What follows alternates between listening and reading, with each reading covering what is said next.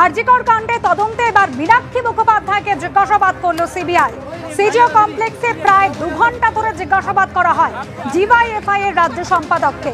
9 August চিকিৎসকের দেহ হাসপাতাল থেকে বের করার সময় সপ্তাহে গাড়ি বেরোতে বাধা দেওয়া হয়। তড়িঘড়ি দেহ বের করে নিয়ে যাওয়ার অভিযোগে বাধা দেন মীনাক্ষীরা। আর সেই সূত্রে ডিওয়াইএফআই নেত্রীকে জিজ্ঞাসাবাদ সিবিআই এর, এমনই খবর সূত্র মারফত। সঠিক দিশায় এগোনোর জন্যই আমাদের পার্টির যেটুকু যার জন্য আমাকে ডাকা হয়েছিল সেই খাতে আমাদের যা করার আমরা করেছি, সহযোগিতা করেছি। গোটা রাজ্যের মানুষ, দেশের মানুষ তো চাইছে এই ধরনের নারকীয় নৃশংস যে ঘটনা, একটা সেফেস্ট প্লেসে একজন ডাক্তার তার নিজের এলাকাতে, তার নিজের বাড়িতে, তার নিজের হসপিটালে, তার নিজের ডিপার্টমেন্টে সে খুন হয়ে যাবে আর সবাই চুপচাপ বসে থাকবে, তো কোনোদিন হতে পারে না। ডাকলে অবশ্যই আসবো। নির্যাতিতা দোষীদের শাস্তি চাই, সেই শাস্তি দেওয়াতে যদি তদন্তের কোনো কাজে কোনো সাহায্য আমাদেরকে করতে হয় আমরা করব।